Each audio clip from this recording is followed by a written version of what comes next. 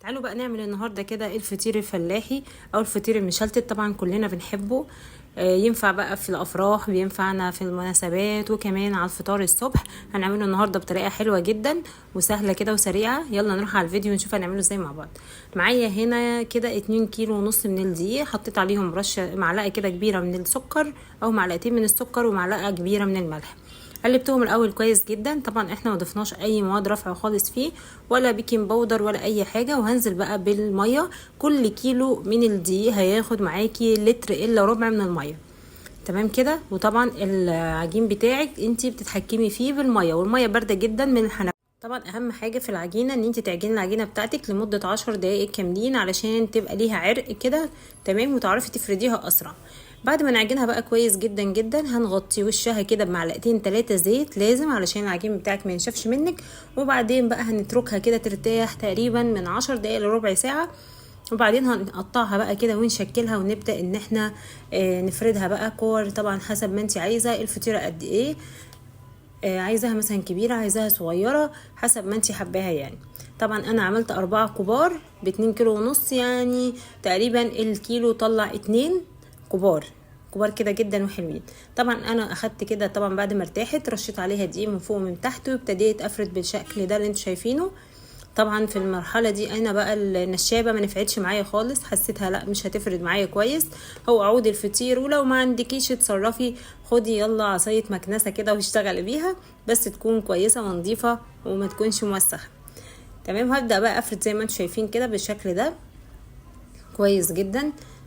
شايفه بين كل طبقه كل شويه طبعا وانا بفرد، لو هتحسيها ان هي هتلزق معاكي لازم ترش رشه دقيق. شايفين بقى؟ تقعدي بقى تاخدي قطعه العجينه كده وتفردي فيها تفردي فيها لغايه اما تبقى كبيره. طبعا انا ما لقيتش احسن من السفره عندي علشان تبقى كبيره، يعني حجم الفطيره معايا. شايفين انا بفردها ازاي بالشكل ده؟ لازم سمك الفطير يكون رفيع جدا بالشكل ده. طبعا في ناس كتيره بيفردوا العجينه بالزيت، بس احنا بصراحه مش متعودين على فردها بالزيت، متعودين على فردها كده بالدقيق، وبتفرد معايا كويس جدا وبتبقى جميله كمان. شايفين اهو الشكل ده. هبدا بقى افرد كويس جدا جدا العجينه بتاعتي. وطبعا في المرحله دي هتكوني بقى محضره السمنه البلدي او الزبده اللي انت هتستخدميه، ولو حابه بقى تحطي زبده على زيت ما فيهاش اي مشكله. هفرد بقى كويس كده العجين بتاعي اهو. شايفين بقت قد ايه قطعه العجينه؟ ده شكلها بقى كده هي وهي مفروده ما شاء الله عليها، الله اكبر يعني. وابدا كمان افرد من الجناب كده كويس جدا جدا علشان ما يبقاش فيها حته تخينه وحته رفيعه. لازم كل السمك يبقى زي بعضيه، خفيف كده ورفيع. شايفين اهو بالشكل اللي انتوا شايفينه ده. طبعا كل ستات البيوت بيعرفوا يعملوا الفطير الفلاحي، بس في طبعا الشباب الصغيره اللي لسه طالعين ما بيعرفوش يعملوا، فاحنا بنحاول نعمل لهم الحاجات دي ونبسطها عليهم، لان مش كل الناس بيتفرد معاها العجين بالزيت وبيطلع مظبوط وكويس. وفي ناس هي بصي فردتيه بالزيت فردتيه بالدقيق، النتيجة هتبقى واحدة، بس الدقيق هيبقى افضل. ليه؟ لاني كل ما بترشي دقيق بتفردي بتوسع معاكي الفطيرة اكبر العجينة، وكمان بتاخدي مساحة حلوة وبتطلع معاكي خفيفة جدا، اخف كمان ما انتي بتستخدمي الزيت.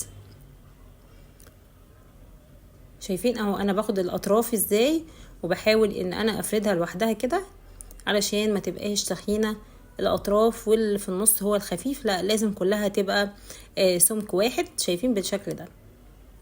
هبدأ بقى دلوقتي كمان اجيب بقى الزبدة بتاعتي اللي هشتغل بيها. شايفين بقى حجم الفطرايه ما شاء الله ما شاء الله، الله اكبر قد ايه. ولسه كمان اهو بفرد كمان فيها. شايفين انا عماله الف حوالين السفره عشان افرد كويس. هجيب بقى الزبده بتاعتي اللي انا سيحتها بالشكل اللي انتوا شايفينه ده، وهبدا بقى افرد اشتغل بيها اهو. طبعا انا كمان مستخدمه النهارده زبده الراعي، حلوه جدا يا جماعه والله، زيها زي الزبده البلدي والسمنه البلدي، لانها خام مش مغشوشه ومعلهاش اي اضافات، فبتدي توريق او طعم حلو جدا كمان للفطير. هبدا بقى كده اهو بالشكل اللي انتوا شايفينه. تمام كده. عشان بقى الاطراف طويله، طبعا لو حطيت عليها الزبده هتنزل لتحت على الارض، فانا باخد الطروف كده واغطيها وتطلع كده شاربة الزبدة معايا.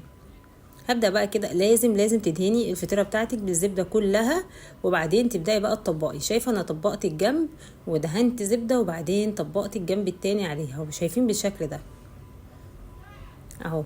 شايفة لازم كل بين طبقة وطبقة تحطي زبدة، ما كنتيش هتعملي كده مش هتورق معاكي، وكمان مش هتبقى حلوة، والعجينة هتبقى ناشفة ومش شاربة. شايفة؟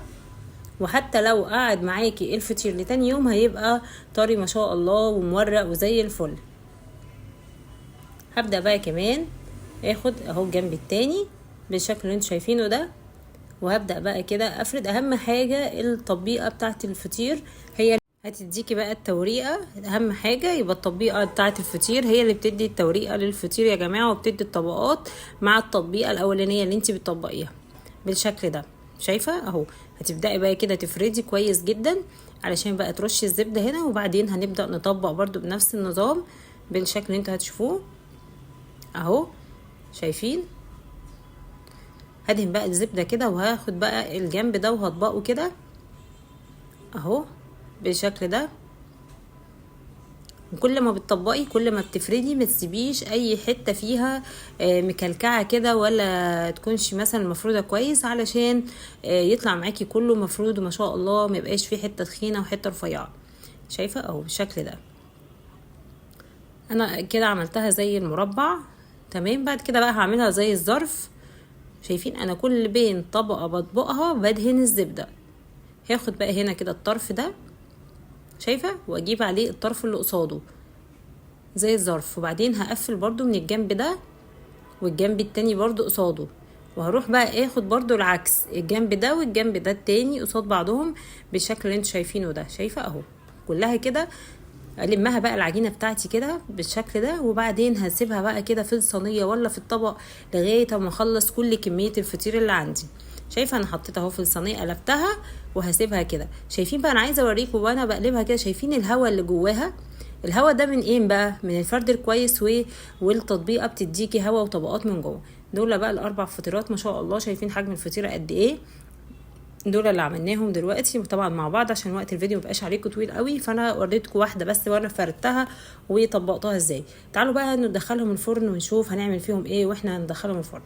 جبت بقى الصواني الكبيره هنا دي، يا دوب الحجم اللي انا عندي، يعني ما عنديش اللي هي الصواني بتاعه الفرن الكبيره السيجان دي، فحطيت في الصواني دي وابتديت بقى اضغط عليها وافردها بالشكل اللي انتوا شايفينه ده كده اهو.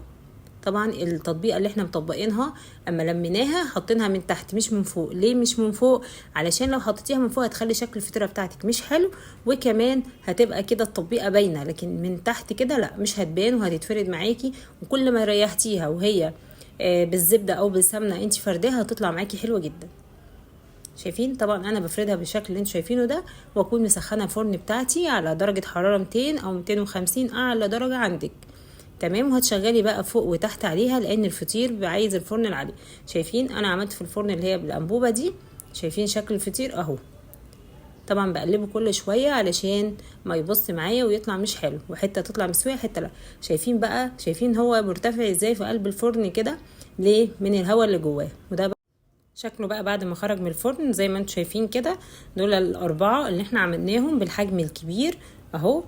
شايفين؟ طبعا دول كانوا رايحين بقى وكده الناس، فقلنا نعملهم كبار علشان يبقى شكلهم حلو. اتمنى بقى انتوا تجربوا الوصفه دي وتعجبكم. ما تنسوش تعملوا لايك وشير وتشتركوا في القناه علشان يوصلكم كل جديد. باي باي.